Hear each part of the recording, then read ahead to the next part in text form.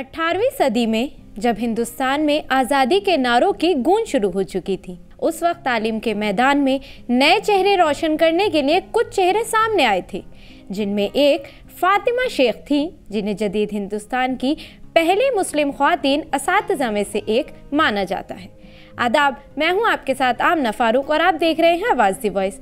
हमारी हौसला अफजाई के लिए हमारे चैनल को सब्सक्राइब करना ना भूलें। फातिमा शेख एक हिंदुस्तानी माहिर तालीम थी।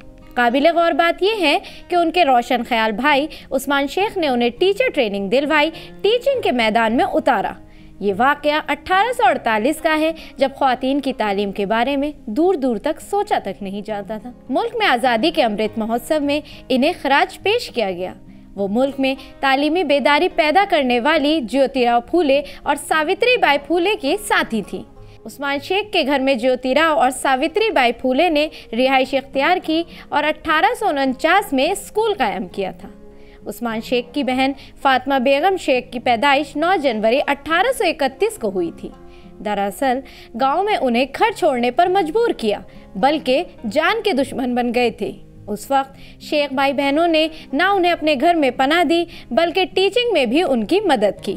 सावित्रीबाई फूले और ज्योतिराव फूले अपना घर बार छोड़कर शेख फातिमा और उनके भाई उस्मान शेख के साथ रहने लगी। जो परेशानी फुल्ले जोड़े को झेलनी पड़ रही थी, वही परेशानी फातिमा बी को भी झेलनी पड़ी।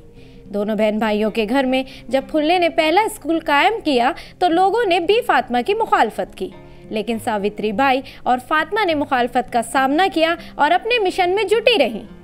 साल 1850 की दिहाई में फातिमा शेख और सावित्रीबाई ने तालीमी ट्रस्ट कायम किए। उन दोनों ट्रस्ट के दायरे में बहुत से स्कूल थे, जिनके क़यादत सावित्रीबाई फूले और बाद में शेख फातिमा ने की। फातिमा शेख ने ख्वातीन की तालीम के साथ बेवाओं के निकाह से उनकी ज़िंदगी को संवारने की पहल की और ख्वातीन को हुकूक के अलावा समाज में बराबरी का दर्जा दिलाने के लिए भी जद्दोजहद की। आपको बता दें कि 2014 में मराठी माशरे में Balbharati Maharashtra state bureau of text book production and curriculum research ने फातिमा शेख की खिदमत को तस्लीम किया है। फातिमा शेख सारी ज़िंदगी इस कोशिश में लगी रहीं कि इस बात को यकीनी बनाया जा सके कि तमाम बच्चों के लिए तालीम लाजमी हो जाए। पर अफसोस की बात यह है कि फातिमा शेख और उनकी ज़िंदगी को आज़ादी के बाद एक तवील अरसे तक सामने नहीं लाया जा सका।